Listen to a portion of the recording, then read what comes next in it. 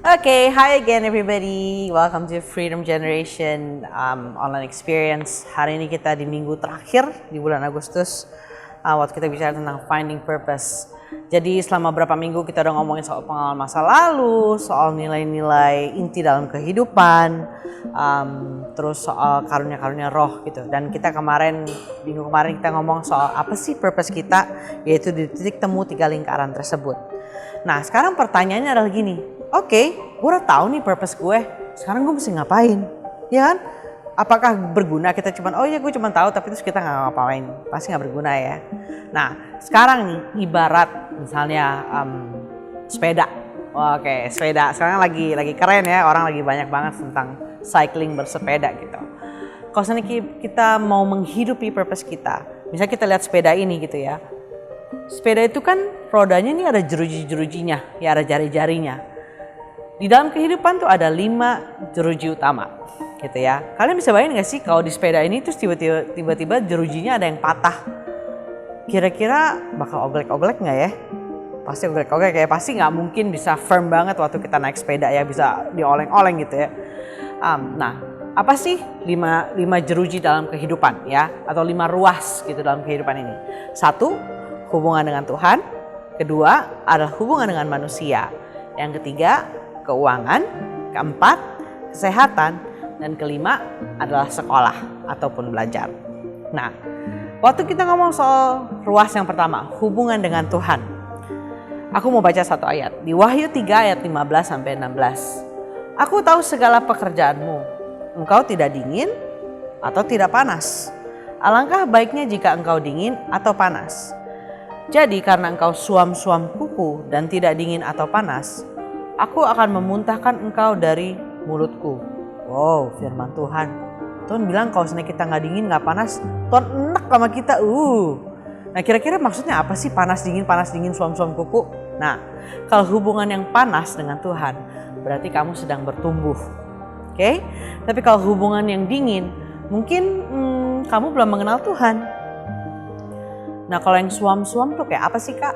Suam-suam itu yang ya pelan-pelan menjauh gitu ya. Nah kamu mau jadi yang mana? Panas, dingin, atau suam-suam? Jangan sampai Tuhan jadi enak kali ya, iya gak sih? Nah kalau kita ngomong dengan hubungan dengan Tuhan, gimana sih cara kita bisa mengenal Tuhan dalam kehidupan sehari-hari? Ada yang punya?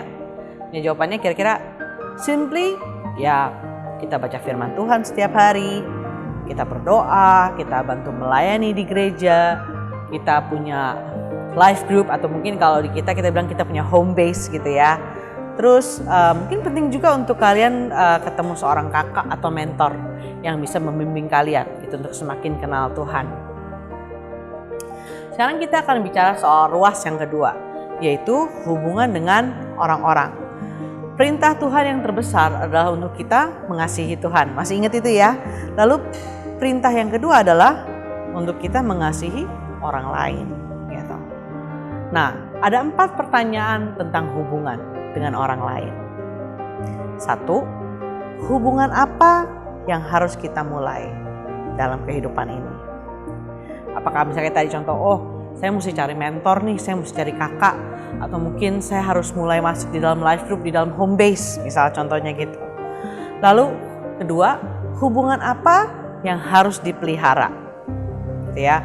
Misal udah punya pertemanan, punya komunitas, kita harus tetap pelihara hubungan itu. Lalu yang ketiga, hubungan apa yang perlu dipulihkan? Apakah mungkin kamu punya dendam, atau mungkin pernah punya sakit hati, atau mungkin kita pernah nyakitin hati orang? Hubungan apa yang kita harus pulihkan? Lalu keempat, hubungan apa yang harus ditinggalkan? Karena kita tahu kan 1 Korintus 15 ayat 33 berkata apa? Pergaulan yang buruk rusak kebiasaan yang baik. Jadi kita harus berani, memang gak gampang sih, tapi kita harus berani untuk meninggalkan hubungan-hubungan yang bersifat toxic, kayak racun. Yang maksudnya kalau kita sama grup ini, mereka sukanya mungkin maunya bergadang terus, mungkin maunya main game terus, ya mungkin yang itu mereka suka ngerokok mungkin. Ya kita harus tahu, gitu. Kita harus meninggalkan hubungan-hubungan yang seperti itu, gitu ya. Jadi coba kamu pertimbangkan, kira-kira maksudnya apakah hubungan dengan orang lain akan berpengaruh terhadap purpose kamu dengan kamu menjalani kehidupan kamu. Tentunya, betul ya? Lalu ruas yang ketiga, wow, ini tentang keuangan. Keuangan, mungkin kamu pikir, Kak, gue kan masih sekolah, ngapain mikirin duit gitu ya?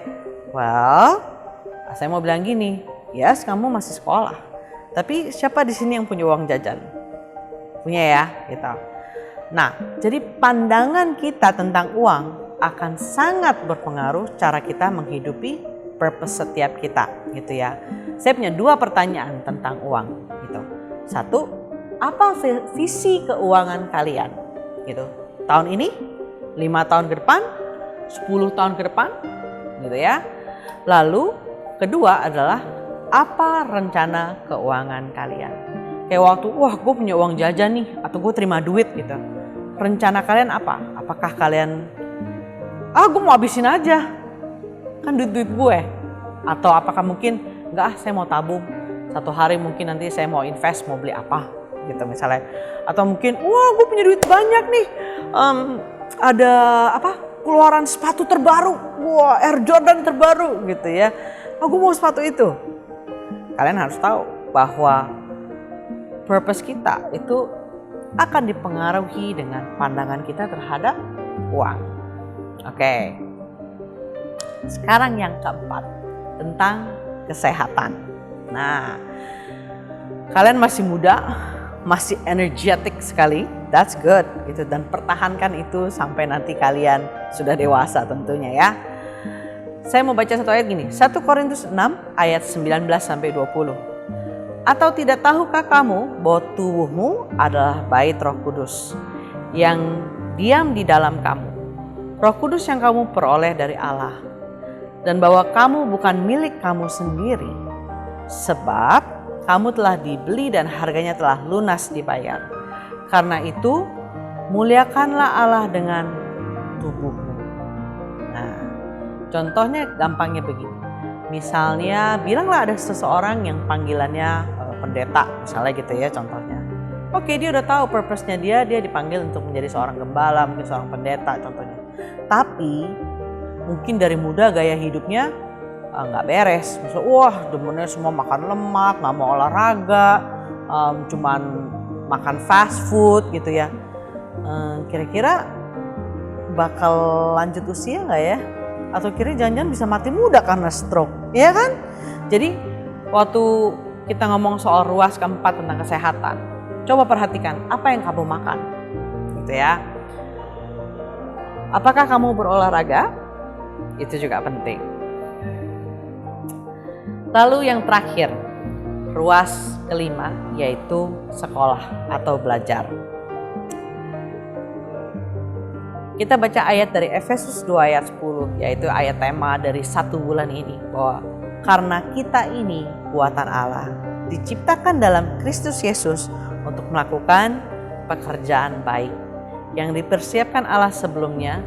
Ia mau supaya kita hidup di dalamnya. Apakah kita ngomong soal pengalaman, nilai inti, karunia, apakah kita menjadi dampak yang baik? Ya kan? Apakah kita melakukan pekerjaan yang baik dengan semua purpose kita itu tadi? Bahkan waktu kita di sekolah, dengan teman-teman sekolah kita, di lingkungan belajar kita. Apakah kita sudah melakukan segala sesuatu seperti apa yang Tuhan mau? Kalau ya, berarti kita harus celebrate. Kita harus merayakan apa yang Tuhan sudah bikin dalam kehidupan kita. Dan yang kedua, kita harus elevate atau meningkatkan ya, apa yang baik menjadi lebih baik. From good to become better. Betul ya? Karena saya percaya bahwa Tuhan ciptakan kita untuk menjadi kepala dan bukan ekor. Dan Tuhan akan bawa kita semakin naik. Right? Kenapa sih kita harus menghidupi purpose kita? Karena saya percaya gini, satu hari pasti kita semua, kita akan meninggalkan dunia ini. Tinggal 2 pilihan. 1, kita menyesal. Karena mungkin kita berpikir, waduh harusnya dulu gue waktu muda gue bikin ini ya. Harusnya dulu gue bikin ini ya. Kenapa sekarang udah gak bisa, udah telat. Gitu. Atau kedua, kita sudah puas, sudah content. Wah, hey God, saya sudah menjalani kehidupan saya dengan penuh purpose, melakukan apa yang Tuhan mau dalam kehidupan saya. Enak kan kalau begitu kan? Kayak gak ada beban gitu waktu kita harus memang meninggalkan dunia ini. So, hidupi purpose kamu. Meskipun dari kamu masih muda, saya percaya banget Tuhan akan pakai kamu. Mari kita berdoa. Terima kasih Tuhan untuk bulan ini Kau sudah bawa kami Tuhan untuk belajar finding purpose. Ajar setiap kami Tuhan meskipun mungkin kami masih muda, tapi kami mau hidupi purpose kami Tuhan. Terima kasih Tuhan buat setiap talenta, setiap karunia yang Tuhan kasih dalam kehidupan kami.